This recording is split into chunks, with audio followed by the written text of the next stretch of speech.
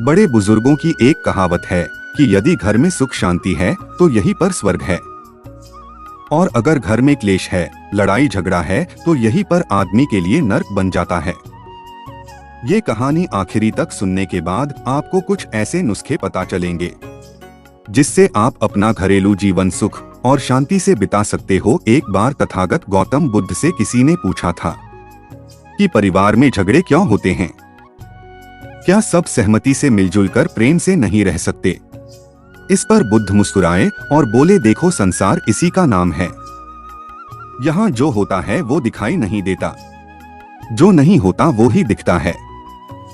सबसे ज्यादा प्रेम की बातें इसी संसार में देखने को मिलेगी, लेकिन वास्तव में कोई किसी से प्रेम करता ही नहीं है। क्या आप किसी से प्रेम करते हैं? तो शायद एक पल के लिए आप सोच में पड़ जाएंगे, क्योंकि प्रेम एक ऐसी चीज है जो शांति लाती है। लेकिन क्या आपके आसपास आपके परिवार में शांति है? बुद्ध आगे बोले, मैं तुम्हें एक घटना के बारे में बताता हूँ। बहुत समय पहले मगध राज्य में एक व्यक्ति के परिवार में बहुत अशांति चल रही थी। उस व्यक्ति की पत्नी और उसकी माँ आपस में लड़ती झगड़ती रहती थी, और वो व्यक्ति इन दोनों के झगड़े में ही बावला हुआ जा रहा था।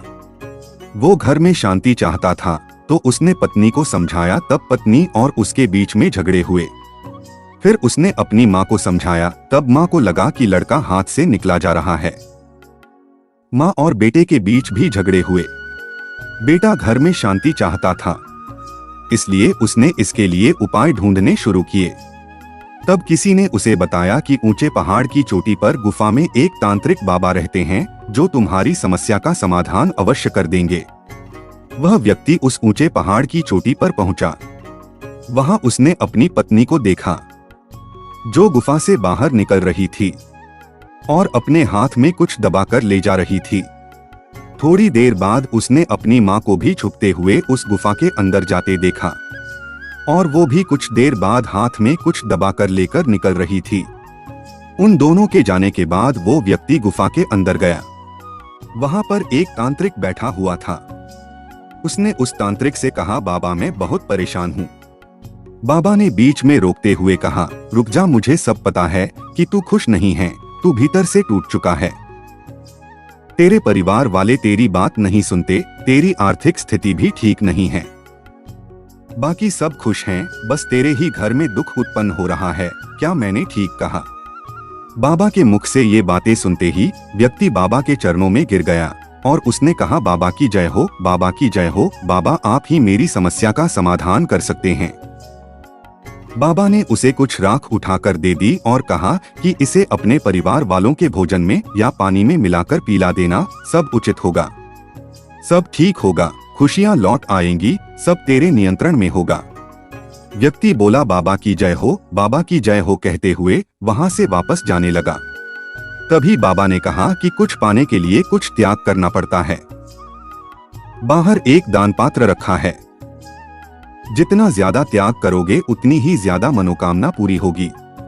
व्यक्ति ने कहा, मैं समझ गया हूँ बाबा। उस व्यक्ति ने बाहर रखे दान पात्र में अपनी जेब में रखा सारा धन डाल दिया और हाथ में वो राख दबाकर वापस घर आ गया। घर में आज सब लोग बहुत खुश थे, एक दूसरे की तरफ देखकर बहुत मुस्कुरा रहे थे। शाम को बहू ने सास के लिए और अपने पति के लिए खाना परोसा और अपने सामने दोनों को खाना खिलाया और बहुत खुश हुई, क्योंकि उसने उस भोजन में वो राख मिला दी थी जो वो बाबा के पास से लाई थी। माँ ने भी अपनी बेटी और बहू को दूध गर्म कर दिया। वो भी बहुत खुश हुई, क्योंकि माँ ने भी उस राख को दूध में मिला दिया था जो वो बाबा के पास से लाई थी।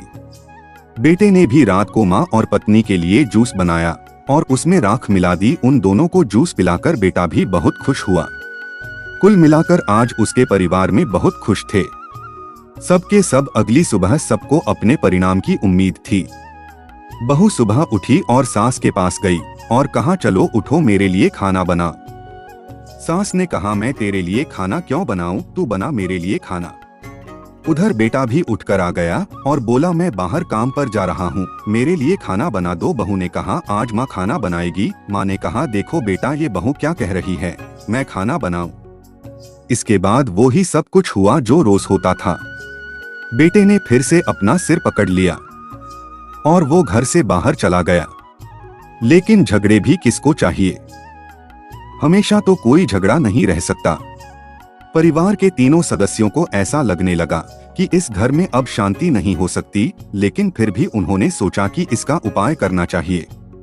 एक ज्ञानी व्यक्ति ने बेटे को बताया कि अपने घर में एक शांति हवन कर आओ, जिससे घर में शांति उत्पन्न होगी। तो वैसा ही किया गया। घर में एक घरों को शांत करने वाला हवन किया गया। उसके बाद घर में कुछ शांति आई। कुछ दिन सब ठीक चलता रहा, लेकिन फिर से छोटी मोटी खटपट शुरू हो गई और एक दिन फिर से बड़ा हंगामा खड़ा हो गया। उस व्यक्ति का मन बहुत उदास हो गया। वो संसार को छोड़ देना चाहता था। उसका मन आत्महत्या करने के लिए उत्सुक हो रहा था। अपने आप को समाप्त करने के लिए, खत्म करने के लिए वह घर से निकला। रास्ते में उसने गुरु का आश्रम देखा और वो उस आश्रम में चला गया। वो वहां गुरु के पास पहुंचा और गुरु को अपनी सारी समस्या बताई। गुरु ने कहा, इसमें आत्महत्या करने जैसा तो कुछ है ही नहीं। यही तो संसार है। संसार में हो तो संसार को जियो। इससे भागो मत। में जो तुम्हें बता रहा हूँ वैसा अपनी पत्नी और माँ से कहना, सब ठीक होगा। गुरु ने उस व्यक्ति को कुछ बताया और वो व्यक्ति अपने घर वापस चला गया। उसने अपनी पत्नी से कहा कि दूसरे गांव के बाहर एक गुरु का आश्रम है। मैंने सुना है कि उनके पास जो भी जाता है वो उसकी सारी समस्या का समाधान कर देते हैं और कुछ लेते भी नहीं हैं। पत्नी ने कहा, तुम मुझे क्यों बता रहे हो? मुझे इसमें कोई दिलचस्पी नहीं है। तब उसने अपनी माँ से कहा कि दूसरे गांव के बाहर एक चमत्कारी गुरु हैं, उनसे जो भी मांगो वो पूरा हो जाता है। माँ ने कहा, मुझे क्यों बता रहे हो? जाओ और अपनी मनोकामना खुद पूरी कर लो। अगले दिन निराशा में वो व्यक्ति गुरु के आश्रम पर पहुंचा। उसने देखा कि गुरु के आश्रम से उसकी पत्नी निकल रही है। थोड़ी देर के बाद उसने देखा कि उसकी माँ भी गुरु के आश्रम में आई है और कुछ देर बाद उसकी माँ भी गुरु के आश्रम से बाहर निकली। पत्नी और माँ के जाने के बाद उस व्यक्ति ने आश्रम में प्रवेश किया और गुरु से कहा, गुरुदेव, कल तो दोनों मना कर रही थी पर आज अपने आप ही आ गई। गुरु ने कहा, लालच सबको खींचता है और ऐसा लालच जो चमत्कार से जुड़ा हो उससे तो व्यक्ति खींचा चला आता है। अब जाओ और देखो, तुम्हारे घर में सब ठीक होगा। कभी कुछ छोटे मोटे झगड़े हो तो किसी का पक्ष मत लेना। वो अपने घर पहुंचा और अगली सुबह का इंतजार करने लगा। अगली सुबह उसने देखा कि उसकी पत्नी सुबह उठकर खाना बना रही है। माँ उसकी खाना बनाने में सहायता कर रही है। दोनों आपस में बहुत खुश है। उस व्यक्ति ने भोजन किया। यह सब देखकर उसे अपनी आंखों पर विश्वास नहीं हो रहा था। उसे लग रहा था कि जैसे कोई चमत्कार हो गया हो। पत्नी ने माँ के पैर दबाए। माँ ने थोड़ी देर बाद बहू से पैर दबाने के लिए मना कर दिया। उसके घर का माहौल जैसे बदल ही गया। धीरे धीरे समय बीतने लगा। घर में कुछ छोटे मोटे झगड़े भी होते थे, पर वो भी प्रेम से सुलझ ही जाते ही वह व्यक्ति उस दिन का इंतजार करने लगा जिस दिन उसके घर में फिर से वैसा ही माहौल होगा जैसा पहले था। पर वो दिन कभी आया ही नहीं। 1 वर्ष बीत गया। इस बीच परिवार में कई मुसीबतें आईं, पर परिवार के तीनों सदस्य ने मिलकर उसे सुलझा लिया। तीनों एक दूसरे की हिम्मत बन गए। 1 वर्ष बीत गया था और व्यक्ति उस गुरु के पास पहुंचा और बोला, गुरुदेव, 1 वर्ष पहले मैं आपके पास आया था। तब आपने मेरी पत्नी और माँ से कुछ कहा था। मुझे नहीं पता कि आपने क्या कहा, पर तब से आज तक वो दोनों माँ बेटी की तरह रहती है। लड़ती झगड़ती भी नहीं, एक दूसरे का ख्याल भी रखती है। आपने उनसे क्या कहा था? गुरु ने कहा, संसार का नियम है कि यहाँ कोई प्यार नहीं करता, प्रेम नहीं करता। प्रेम के नाम पर सब कुछ करते हैं, लेकिन प्रेम ही नहीं होता। तुम देखते हो, 2 राजा आपस में लड़ते हैं, 2 देश आपस में लड़ते हैं, 2 राज्य आपस में लड़ते हैं, 2 धर्म 2 जातियां आपस में लड़ती हैं, 2 भाई आपस में लड़ते हैं। और यहाँ हमेशा से ही ऐसा ही होता रहा है और ऐसा ही होता रहेगा, क्योंकि इसकी जड़ परिवार है। परिवार में प्रेम नहीं है, बल्कि कब्जा करने की प्रवृत्ति है। हम एक दूसरे पर कब्जा कर लेना चाहते हैं। हम एक दूसरे को जीत लेना चाहते हैं। हम अधिकार जमा लेना चाहते हैं। हम सामने वाले को खुला नहीं छोड़ना चाहते, स्वतंत्र नहीं छोड़ना चाहते। एक युद्ध जो विश्व के स्तर पर चलता है, दो राज्यों के बीच चलता है, वो ही युद्ध परिवार के दो सदस्यों के बीच भी चलता रहता है, और यही हम बचपन से सीखते हैं। राजनीति की शुरुआत परिवार से ही हो जाती है। व्यक्ति ने कहा, गुरुदेव मैं आपकी बात समझ गया हूँ, आप सही कहते हैं, पर आपने मेरी पत्नी और मेरी माँ से ऐसा क्या कहा कि वो सुधर गई?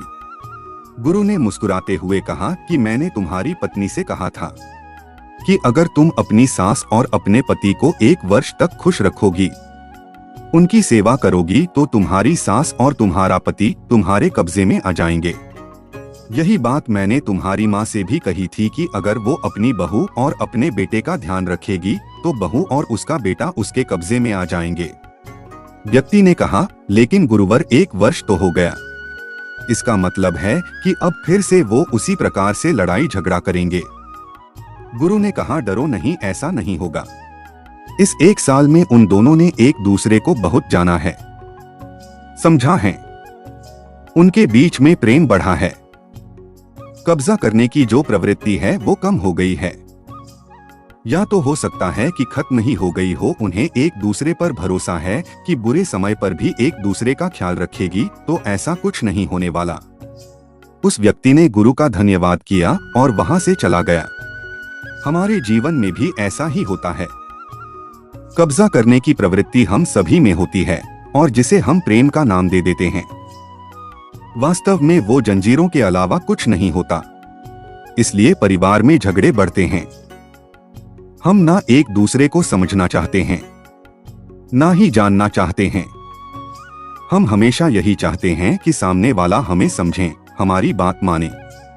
इसके उल्टे अगर हम एक दूसरे को समझना शुरू कर दें, एक दूसरे का ख्याल रखना शुरू करें और एक दूसरे की जरूरतों को पूरा करें, तो हमारे अंदर से कब्जा करने की प्रवृत्ति समाप्त हो जाती है। त्याग और प्रेम की प्रवृत्ति बढ़ने लगती है। जिसमें शांति होती है तब वो वास्तव में परिवार होता है। क्योंकि किसी भी मुसीबत में परिवार एक साथ होता है, इकट्ठा होता है। वक्त पर जो इकट्ठा हो जाएं वही परिवार होता है, और वक्त आने पर बिखर जाए वो परिवार नहीं होता बल्कि राजनीति का अखाड़ा होता है।